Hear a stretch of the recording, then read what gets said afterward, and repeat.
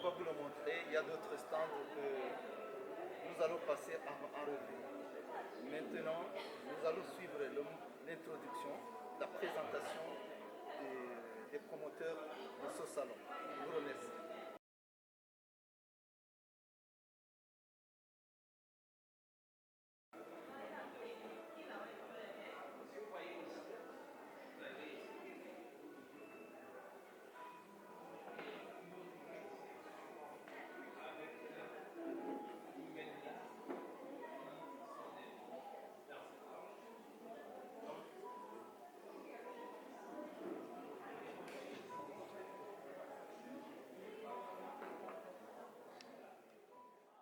Indulgent avec moi.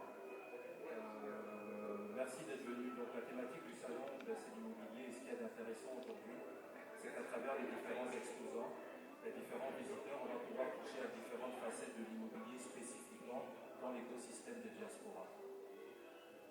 Est-ce que vous savez qu'en Belgique, 36% des Béninois souhaitent investir au Bénin dans les 5 années à venir, dans la période de l'OME, c'est une région spécifique du Bénin.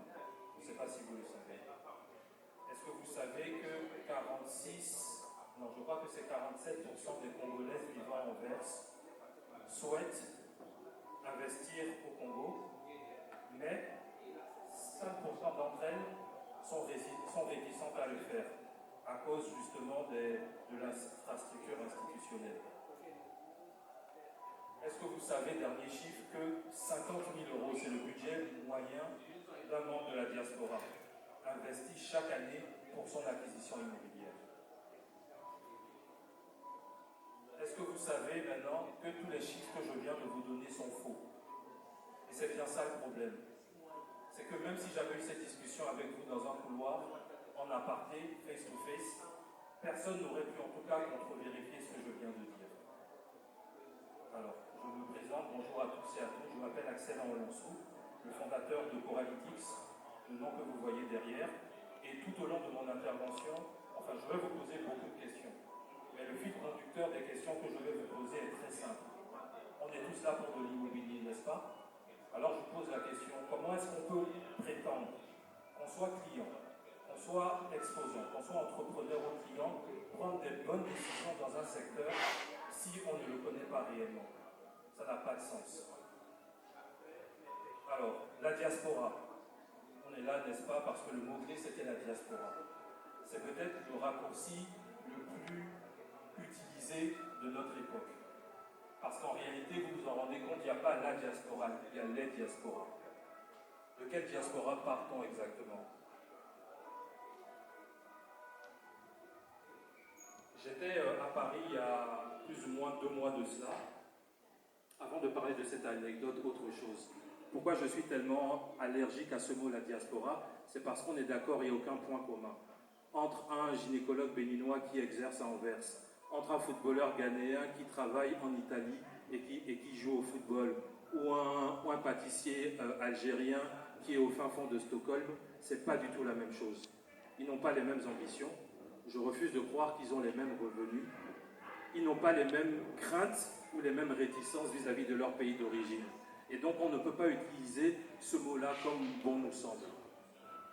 La petite anecdote, c'est que j'étais à Paris il y a plus ou moins 1 mois et demi de cela pour assister à la conférence d'un livre. C'est un auteur camerounais qui s'appelle Serge-Éric Meunier. Vous l'avez peut-être vu sur les réseaux. Il écrit un bouquin qui s'appelle Le mythe des diasporas. Et donc, en gros, sa thèse dans le livre, c'est de dire que, contrairement à ce qu'on pense, les diasporas n'ont pas du tout le rôle qu'on veut leur prêter. Et qu'en fait, il pousse le bouchon plus loin en disant qu'en fait, c'est une histoire de réseaux sociaux et que les diasporas, en fait, seraient une sorte comment on appelle ça, de marionnettes pour les États dirigeants, pour espérer miroiter une nouvelle vague de technologie parce que justement, il viendrait de l'Europe. D'où encore même sa thèse d'un petit côté colonialiste dedans. Alors vous imaginez que dans la salle, on était rempli et que franchement, il a passé un mauvais quart d'heure. Tout le monde lui est rentré dedans, excusez-moi l'expression, parce qu'on se sentait vraiment agressé et insulté.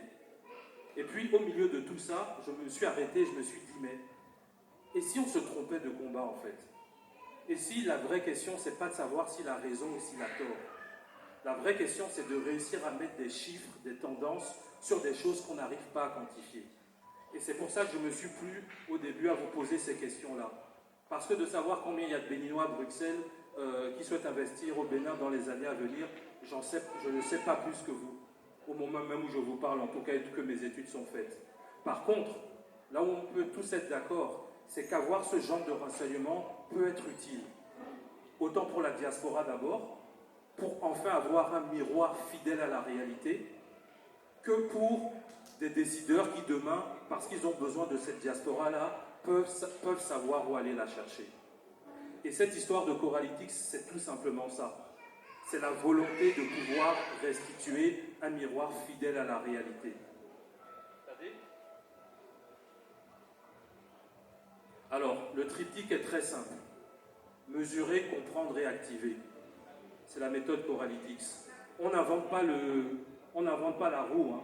On la remet juste au bout de 2026 avec des indicateurs précis et un cap précis. C'est quoi mesurer? C'est tout simplement savoir de quoi on parle.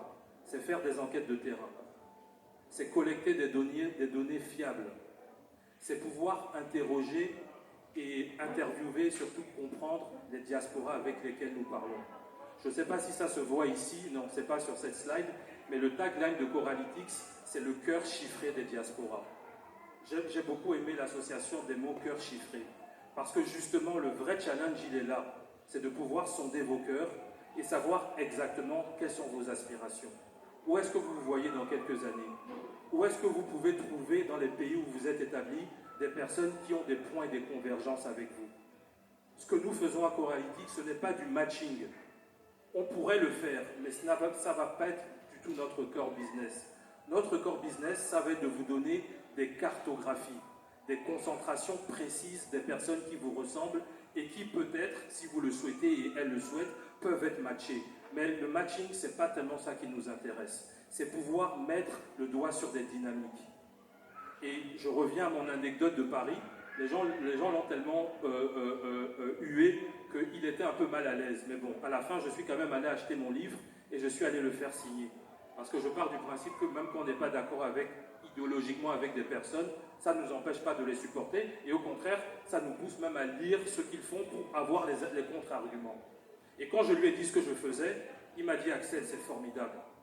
Enfin des chiffres. » Et il m'a répété ce que je vous dis. Mon but n'est pas de me mettre ma diaspora à dos. Mon but est qu'on puisse parler de vérité. Quand lui dit, par exemple, que la majorité des diasporas vivent en Europe dans des conditions précaires, la question n'est pas de savoir s'il a raison ou s'il a tort. La question est de savoir et de pouvoir quantifier ce qu'il dit. Et le but de Corralytics, c'est ça. On ne peut pas mobiliser et on ne peut pas comprendre des choses qu'on ne mesure pas. Si vous deviez retenir une phrase sur ce qu'on essaye humblement de mettre en place, c'est ça. Donc 3 triptyques. Mesurer, comprendre l'environnement dans lequel nous sommes, comprendre qu'une tendance ne peut pas se décider j'ai envie de dire, à une voix ou à un échantillon.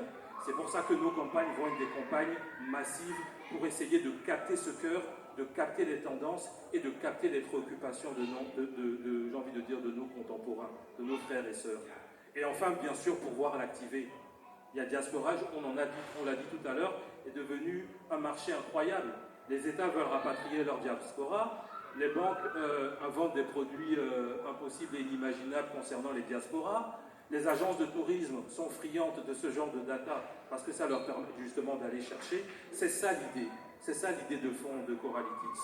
Arrêtons de parler en foule et sachant exactement à qui on s'adresse. En d'autres termes, le problème n'est pas de vendre des produits à la diaspora, ça tout le monde sait le faire. Le vrai challenge avec Corralytics qu'on va essayer de relever, c'est de savoir à quelle diaspora on parle lorsqu'on veut vendre son produit. Et ce n'est pas du tout la même chose. Alors, nous sommes dans le salon de l'immobilier africain. Je vais vous demander, vous ne pouvez pas remplir le questionnaire maintenant pour ceux qui ne l'ont pas fait, et en plus on est encore en train de parler, et je n'aimerais pas vous déranger plus que le moment présent. La seule chose que je vais vous demander pour ceux qui ne l'ont pas fait, c'est de sortir vos téléphones et au moins de scanner le QR code. Et vous pourrez répondre au questionnaire ce soir tranquillement chez vous. On a une chance incroyable de pouvoir cartographier nos envies, nos peurs, nos aspirations, et enfin pouvoir savoir où se situent ceux qui nous ressemblent. Et ça, sincèrement, je trouve que c'est plutôt sympa. Comment est né le projet Coralityx? Le projet Coralityx est né d'une frustration personnelle. J'aime même appeler ça une déception sentimentale. Mais pas vis-à-vis d'une femme, vis-à-vis d'un État. Moi, je suis originaire du Bénin. Et j'ai l'impression depuis pas mal d'années que mon pays ne me parle pas. Mon pays vient me voir quand il s'agit d'échéances électorales. Mon pays vient me voir quand il y a des entrepreneurs ou des investisseurs qui viennent. Là, on mobilise la diaspora. Ou alors, oui, les jours très importants, les jours de fête nationale. Mais à côté de ça, mon pays ne me parle pas. Mon pays n'est jamais venu me voir pour me demander de quoi j'avais besoin. Qu'est-ce que je voulais à l'avenir? Comment je pouvais essayer de contribuer au Bénin dans les années qui viennent? Et le constat s'est imposé par lui-même. Si on ne vient pas me demander ce que je veux, ben je vais, entre guillemets, crier fort pour qu'on puisse m'entendre, entre guillemets. Toujours de manière diplomatique, de manière professionnelle, de manière intelligente. C'est là d'où est venu Coralityx. Et le fait de se rendre compte, de ne pas savoir à Bruxelles où sont les profils, où habitent les profils qui me ressemblent. Pas forcément béninois, c'est ça la beauté de l'histoire. C'est qu'aujourd'hui, vous pouvez être béninois comme moi, un béninois de nationalité française, né au Gabon, vivant en Belgique, et demain souhaitant, parce que, et je ne vais pas le louper cette année, souhaitant investir au Kenya avec notre frère Eric qui est là et qui veut investir. C'est ça la beauté de l'Afrique, du monde aujourd'hui.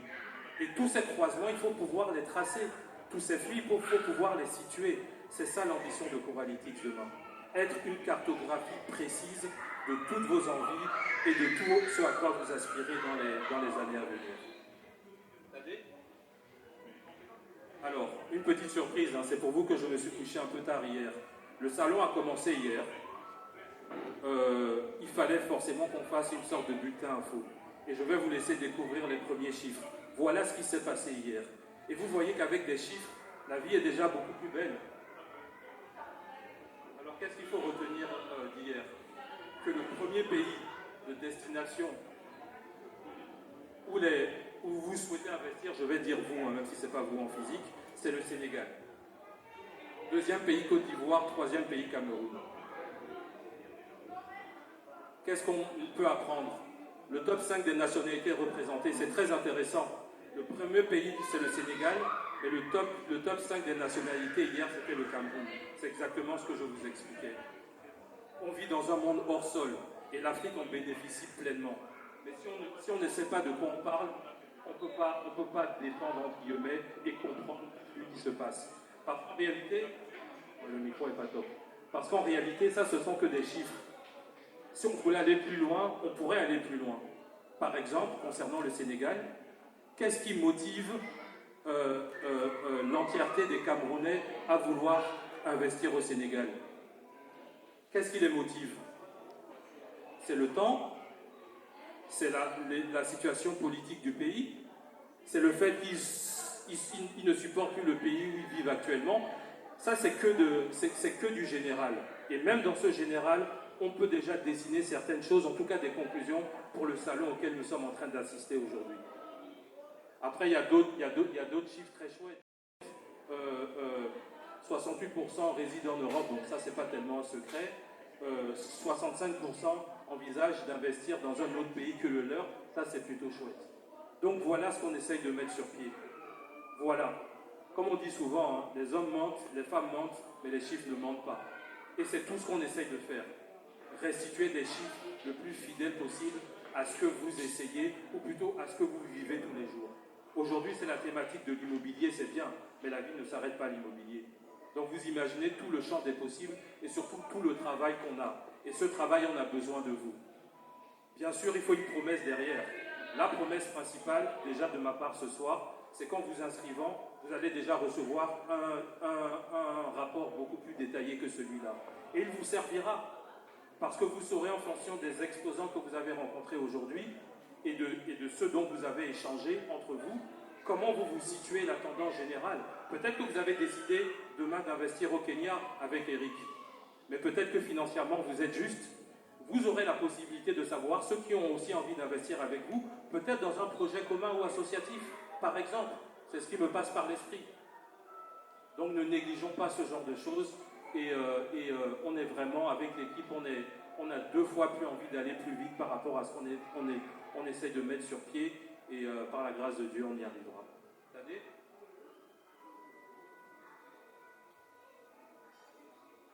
Alors, est-ce que vous savez que dans cette salle, non, ou plutôt, est-ce que vous savez que parmi toutes les personnes ici assises, 50% des femmes souhaitent acquérir un immeuble de rapport. Je vais arrêter avec le Kenya, sinon vous allez penser que j'ai un accord avec Eric. Souhaitent acquérir un immeuble de rapport du côté d'Abidjan. C'est vrai ou c'est faux? Je n'en sais strictement rien. C'est mon seul postulat. Comme j'ai commencé, c'est pour ça que j'ai fait exprès de vous poser la question.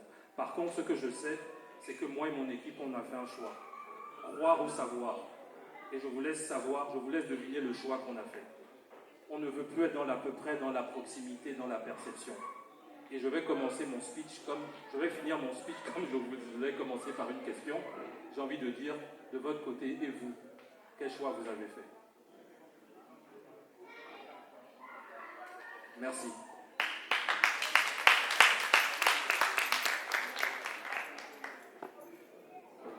En même temps, la casquette de modérateur, un peu oublié. Voilà, merci pour cette intervention. N'hésitez pas, il y aura les QR codes qui vont circuler concernant Coralytics.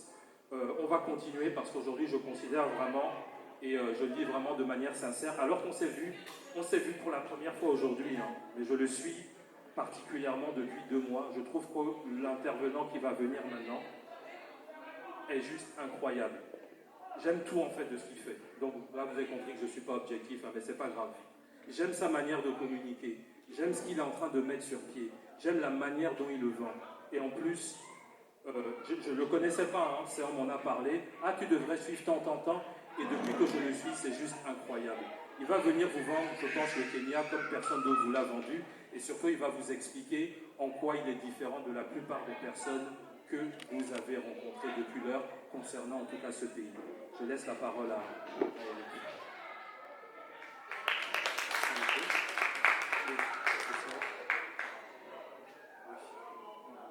C'est la bonne page.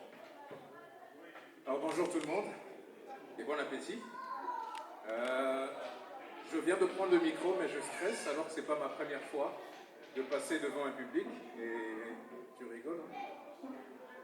Et j'aimerais vous parler aujourd'hui du Kenya, qui n'est pas mon pays. Je suis né à Kinshasa, en République démocratique du Congo. Et pourtant j'ai choisi le Kenya. Et quand je suis entré, j'ai vu le drapeau de mon Congo, je dis ah, mais pas pour aujourd'hui. Aujourd'hui, je vais faire place au Kenya. Alors, on va rendre cela un peu interactif. Avez-vous déjà pensé investir dans un autre pays? Autre que votre pays d'origine? Si oui, est-ce que vous l'avez fait? L'exécution. Madame l'a fait. Mais il y a plusieurs mains qui se sont baissées. Donc, l'envie est là, mais l'exécution n'est pas là. Qu'est-ce qui vous a bloqué? Qu'est-ce qui vous a empêché de le faire? Alors, quand j'étais sur autoroute avec aussi une personne très spéciale, Sandrine, qui va vous parler de Zanzibar, j'aimerais vous parler d'abord d'autre chose. Je discutais avec Armand, qui est aussi dans l'organisation, et je suis allé sur le site internet de SIA. Je me suis dit, mais c'est quoi cet événement-là du salon de l'immobilier africain à Bruxelles? Et quand je suis parti sur le site internet, j'ai vu que des pays francophones. Et j'ai envoyé un message WhatsApp à Armand, j'ai dit, mais WhatsApp, j'ai dit Armand, dans ma tête c'était, les pays anglophones, on est dans le jardin, qu'est-ce qui se passe? L'Afrique c'est à vous? Mais je dis, mais Armand, je ne vois que la francophonie ici, le Congo, Cameroun, Côte d'Ivoire, Bénin. Je me dis, mais l'Afrique anglophone, elle est où là? Et aujourd'hui, donc, j'aimerais vous parler de qui je suis, qu'est-ce que je fais. Je m'appelle Eric Joël Ditoutou. Et je suis donc le représentant européen de la société Starwood Real Estate. Axel a dit quelque chose de très important tout à l'heure. Pourquoi passer par mes services? Pourquoi investir avec Starwood Real Estate? Lorsque vous allez sur les réseaux sociaux, vous allez voir plusieurs personnes parler du Kenya. Ce ne sont que des intermédiaires. Ce ne sont que des personnes qui ont voyagé ou qui vivent là-bas et qui vous parlent du Kenya. Voilà ce que je fais. Voilà ce que j'ai acheté. Faites comme moi. Je vais vous montrer comment faire. Et si je vous disais qu'au lieu de passer par des intermédiaires, vous alliez directement à la source, c'est-à-dire les personnes qui construisent. Quand on vous vend un appartement, j'invente à 50 000 euros, parce que c'est possible, oui. Et je mets au défi tous mes amis de la Côte d'Ivoire ou d'Abidjan, si on peut trouver l'équivalent, je sais, je commence déjà à me créer des ennemis. Donc j'invite tous mes amis ivoiriens à me dire si c'est possible de trouver ce type de standing à Abidjan. Donc je dis la chose suivante. Vous pouvez aller à la source, c'est-à-dire Starwood Real Estate, et nous sommes implémentés au Kenya depuis non pas 5 ans, depuis 10 ans, non pas depuis 15 ans, mais depuis 19 ans. Et ce qui fait le succès d'une entreprise, la raison pour laquelle vous devez investir votre argent dûment gagné ici en Europe, c'est la règle numéro 1, faire votre due diligence et choisir le bon promoteur. Celui qui a une bonne réputation, celui qui a une bonne crédibilité. Aujourd'hui, souvent, je fais rire des investisseurs et je leur dis, je ne vends pas des appartements, je vends de la confiance. Parce que la diaspora africaine a beaucoup trop souffert. Je suis sûr, ici, vous avez certains d'entre nous, ou vous, qui avez entendu les histoires d'escroquerie. J'ai acheté un terrain à Kinshasa, oui. Ce que nous avons livré. Parfois, je suis parfois encore désolé de voir beaucoup de youtubeurs, tiktokers, on parle du Kenya, mais vous ne regardez pas l'environnement, vous ne savez pas qui le construit, vous ne savez pas qu'est-ce qui se passe en cas de scénario, de retard de paiement, tous ces éléments, vous ne les avez pas. Tout ce qu'on vous montre, c'est des belles piscines et des belles choses. Alors, on peut aller au slide suivant, s'il vous plaît. Ah, voilà, parfait. Alors ici, ce sont nos réalisations. Et ça, c'est le conseil que je donne à tout le monde. Que vous investissez en Côte d'Ivoire, Sénégal, Congo, Kenya, la question numéro 1 que vous devez poser à la personne qui vous vend un appartement, c'est « Qu'est-ce que tu as fait hier? Montre-le-moi. Prouve-le-moi. » Si cette personne est juste là à vous raconter des histoires, bon, libre à vous. Et à combien vous aimez peut-être le coût du risque, l'appétit du risque. Les bâtiments que nous avons livrés, Brick Appartement, livré, White Oak, livré, Silver Creek, livré, Starwood Residency, dans une commune qui s'appelle Kilimani, livré. Celui-là, il a une histoire incroyable. Nous l'avons livré en période de Covid. C'est important pourquoi? Il y a des promoteurs sur le continent qui utilisent votre argent pour acheter le sac de ciment et de béton. Nous, on ne fonctionne pas comme ça. Ce que l'on dit, c'est que vous pouvez investir avec nous, mais nous sommes solides financièrement. Avec ou sans votre argent, nous allons livrer. Et celui-là, Starwood Residency, a été la preuve. Les ventes étaient médiocres, puisque pendant cette période, personne ne voulait acheter. Mais le bâtiment est livré, il a des résidents aujourd'hui. Platinum Oak, livré. Neptune Residency, livré. Venus va livrer en octobre. Capricorn va livrer en octobre. Et les 2 derniers bébés, Gemini phase 1, phase 2. Dans ces 2 bébés, il y a quelque chose de fascinant. Si quelqu'un vient vous parler d'immobilier, moi, à votre place, je lui dirais, as-tu toi-même acheté ce que tu me vends? Eh bien oui. J'ai acheté, mes factures sont là disponibles pour que vous puissiez les vérifier. Et ce sont les 2 bébés que nous avons, que nous sommes en train de construire en ce moment à Nairobi, dans le quartier de Westlands.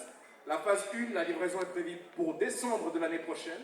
Et la phase 2, décembre 2028. Au passage, le Kenya organise la Coupe d'Afrique l'année prochaine. Donc, si vous voulez acheter, c'est maintenant. C'est un pays co-organisateur. Je sais qu'il y a des gens qui disent « Oui, mais tu n'as pas tout dit, il organise avec la Tanzanie et le Ghana. » Oui, mais c'est quand même au Kenya aussi. Voilà. Alors, voilà nos réalisations. Ça, c'est notre CV. C'est la seule chose que vous devez comprendre. Si nous sommes crédibles ou pas. Si un promoteur n'est pas capable de vous démontrer ce qu'ils ont fait, libre à vous alors de croire à toutes les promesses qu'ils vous diront, sur base des belles brochures. Et j'aimerais peut-être faire un petit clin d'œil. Je peux déclarer avec certitude aujourd'hui que les standards en termes d'immobilier au Kenya, selon moi, et c'est mon avis personnel, ne me jetez pas de pierre, sont plus élevés qu'en Belgique. Je donne un exemple. En Belgique, j'ai habité à Bruxelles, à Anderlecht, sur l'avenue Georges Moreau, à Genshoven, je peux citer, vous n'allez pas me trouver là, je ne suis plus là-bas. À Genshoven, sur l'avenue Charles Quint, À Berkem Saint-Agathe, à Anderenveld, je ne me rappelle pas d'avoir été dans un bâtiment qui avait une piscine.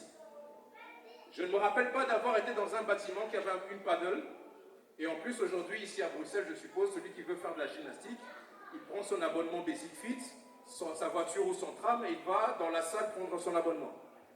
Dans ces bâtiments, vous avez salle de gym intégrée, piscine intégrée, elle est chauffée de surcroît.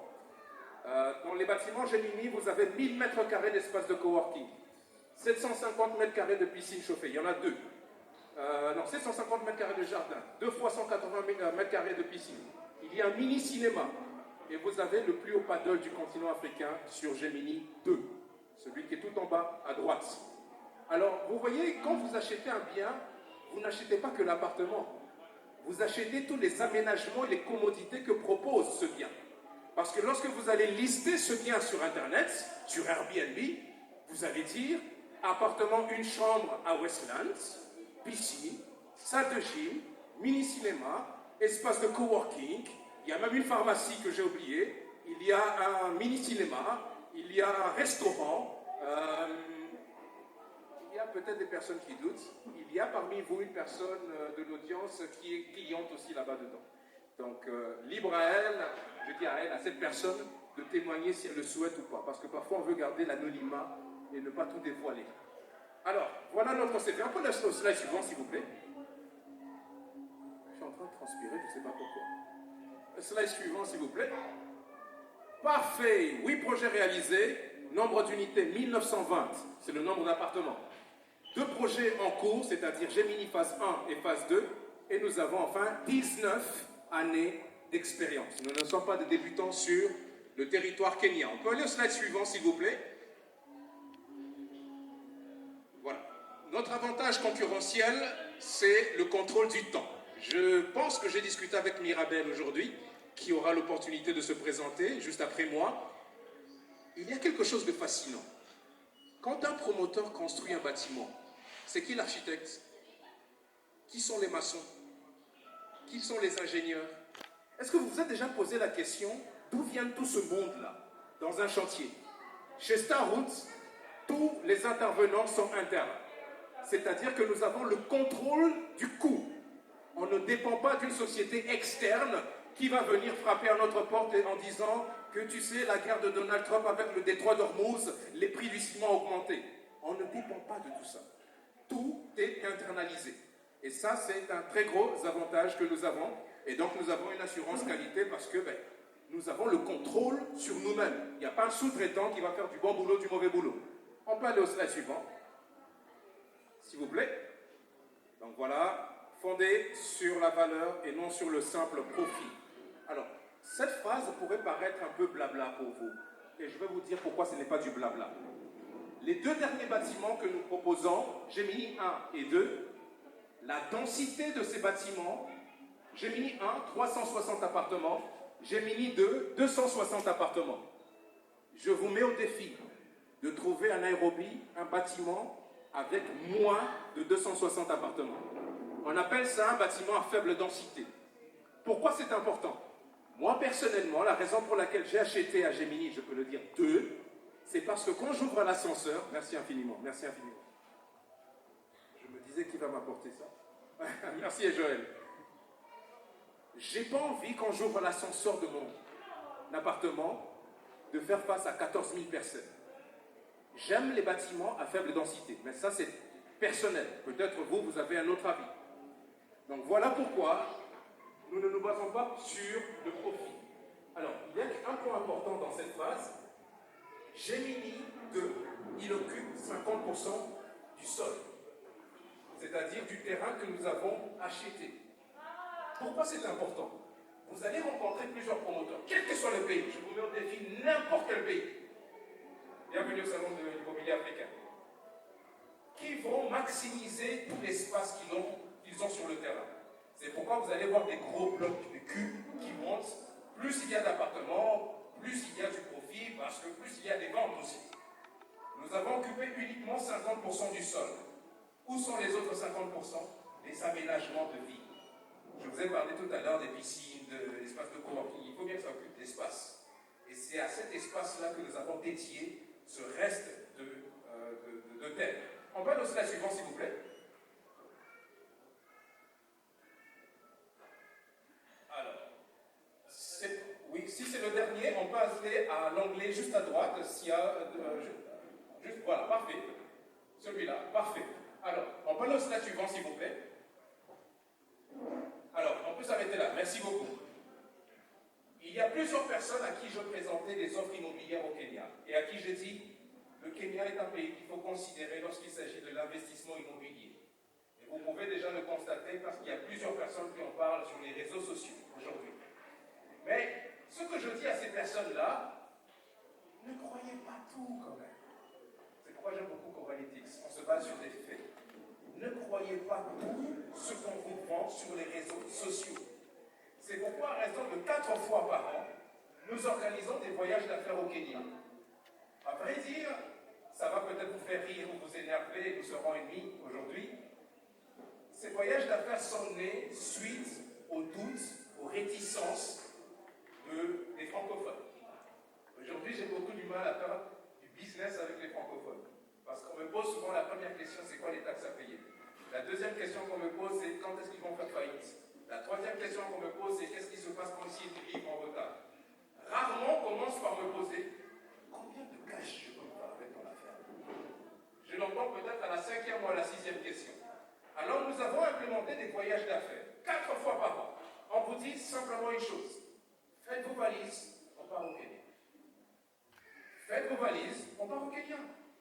Vous prenez seul votre billet d'avion, on ne va pas vous imposer des tarifs bizarres par les compagnies bizarres. Vous prenez votre billet d'avion, nous serons à l'aéroport, on va vous attendre à l'aéroport, et pendant une semaine, on va vous faire visiter tout ce que vous voyez là. Les chantiers, les appartements témoins. Je me rappelle, il y a une dame qui habite à Arlon, ici en Belgique, elle m'a dit, tu sais, moi il faut que je vérifie la qualité de finition de ces appartements-là. Je lui ai dit, tiens, paye ton billet d'avion. C'est la dame qui est la première sur la photo de gauche, de droite là. La première avec le casque. Je lui ai dit, viens, comme ça tu vas sauter sur les meubles, tu vas ramper sur les murs pour juger la qualité de finition. La photo de droite a été prise à Mombasa. C'est une délégation de la diaspora donc, qui habite ici à Bruxelles, 100% de Bruxelles. Elle a été prise à Mombasa parce que dans ce chantier, on vendait des studios à 25 000 euros. Personne ne m'a cru. Mieux que ça, je leur dis qu'il y a la vue sur l'océan Indien depuis les étages élevés. Nous avons grimpé pour aller vérifier cela. À gauche, c'était la visite d'un appartement témoin. On peut aller à la photo au slide suivant, s'il vous plaît. Sur la partie de droite, on ne fait pas... Merci beaucoup. Sur la partie de droite, on ne fait pas que de l'immobilier. Pourquoi? Parce qu'on dit ceci. Quand vous investissez dans un pays, il ne s'agit pas que de l'immobilier. Oui, nous sommes au salon de l'immobilier africain. Et je vais maintenant vous dire quelque chose et je demande pardon. Je ne veux pas citer le pays. J'ai choisi le Kenya parce que c'est mon avis personnel, ça n'engage qu'à moi. Je ne veux pas et je ne veux plus investir dans un pays. Quand je voyage et que j'arrive dans mon Airbnb, je ne veux pas avoir des coupures d'électricité. Je ne veux pas, comme quelqu'un vient de le dire, qu'il y a des coupures d'eau. Je ne veux pas. Donc dites-moi ce que vous voulez, vendez-moi ce que vous voulez, mais je demande les bases. Si ce pays africain n'a pas les bases, quel que soit ce que vous me vendez, ça ne m'intéresse pas. Nous sommes en 2026, ce n'est pas beaucoup demandé d'avoir de l'électricité et de l'eau. Je n'ai cité aucun pays. C'est la raison pour laquelle j'ai choisi le Kenya. Alors, à gauche, c'est une photo qui a été prise il y a 3 mois. En mars de cette année, et nous louons un bus. Oui, c'est organisé. On vient vous chercher, on loue un bus pour vous, on vous promène toute la journée, on mange dans le même restaurant, on est dans le même hôtel, et on vous promène comme ça, en vous montrant plusieurs choses. Et là, c'était l'édition d'il y a 3 mois, à Nairobi, on venait de visiter un chantier. On peut aller au slide suivant, s'il vous plaît. Alors, ici, c'était l'édition, je ne me rappelle plus. Voilà, c'était l'année passée. Nous avons commencé le séjour par un safari. Parce que, il y a, je pense, Mirabel qui m'a posé la question, oui, le Kenya est connu pour les safaris. Là, je me dis, mais attendez, c'est quand même terrible. Hein? Si le Kenya n'est connu pour des girafes et des éléphants, il n'y a pas que ça. Mais bien entendu, on va commencer par ça. Slide suivant, s'il vous plaît. l'édition je ne sais pas de quand. C'était à la côte kenyane avec les belles plages de Diani Beach à Nairobi. C'était la fin du séjour et toutes ces personnes, elles sont de Belgique, France, il y avait une personne d'Arabie Saoudite.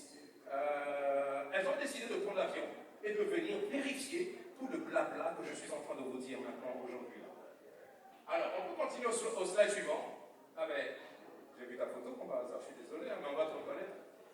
Le slide suivant, cette photo a été prise en mars de cette année, et voilà comment se passe nos journées. On visite, vous jugez. L'objectif, c'est quoi? C'est que quand vous revenez en Belgique, vous ayez des réponses. Pas des réponses sur YouTube, sur TikTok. Vous jugez vous-même et vous donnez des réponses en disant le Kenya c'est pour moi, le Kenya c'est pas pour moi. Mais vous jugez et au moins vous avez 53 autres pays africains dans lesquels investir. Photo suivante s'il vous plaît, slide suivant, pardon. Alors, ouais, j'ai vraiment inséré cette photo à droite. C'est une dame qui vient de Paris, sur la photo de droite, avec Collins, un Maasai kenyan. Ils étaient en pleine dispute d'amour. Et à gauche, c'est toujours l'édition de mars 2024. On peut aller au slide suivant, s'il vous plaît. La prochaine édition, pour les personnes qui pourraient se rapprocher de moi, elle est sold out. Nous sommes à 104 personnes pour l'édition d'octobre. Dans 4 mois, j'ai arrêté les inscriptions, c'est plus possible. Parce que durant cette édition, je le dirai pas. Voilà. On peut avancer, s'il vous plaît. Oui, on peut avancer, s'il vous plaît. Voilà. Alors, ce slide a été pris en 2024. C'est un bâtiment à Mombasa, avec vue sur l'océan Indien. Elle se trouve aujourd'hui sur la page YouTube Transafrica Real Estate. Et il y a un seul client que j'ai connu sur Instagram. Vous allez voir la vidéo. Il est camerounais et il vit à Lausanne. Et c'était le seul à avoir acheté dans ce bâtiment où plusieurs personnes ont regretté de ne pas avoir acheté parce que la vue est exceptionnelle. À gauche, c'est la photo qui fait peur la majorité des francophones. Quand on voit la photo à gauche, on se dit, ton affaire là, les brochures sont belles, mais moi je vois un trou là. Aujourd'hui, si vous allez sur YouTube, c'est exceptionnel. On peut aller au slide suivant, s'il vous plaît. Voilà, là on voit le bâtiment qui a poussé déjà, la photo de gauche, et la photo de droite, la vue depuis le balcon d'un appartement. Et l'inconvénient de la francophonie, ou du moins du francophone, c'est que c'est à la photo de droite, quand je la poste sur mes statuts WhatsApp, que je commence à recevoir des messages en disant « Il reste encore des appartements à vendre. » Et je leur dis « Non. » Slide suivant, s'il vous plaît. On va faire un test. Combien coûte ce studio? Mombasa, vue sur océan. Fourchette de prix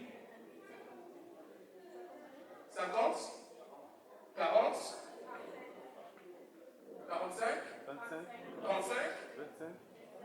25? Non. Je serai même pas ici là. Normalement, je vous aime, mais non merci. 50. Il a coûté 48. Et c'est quoi le plan de paiement? Vous savez, 48 000 euros, chers investisseurs, mesdames et messieurs, 48 000 euros, qu'est-ce qu'on a avec 48 000 euros en Belgique? Un cote? Peut-être, même pas. Un garage? Un box? Un box aussi? Voilà.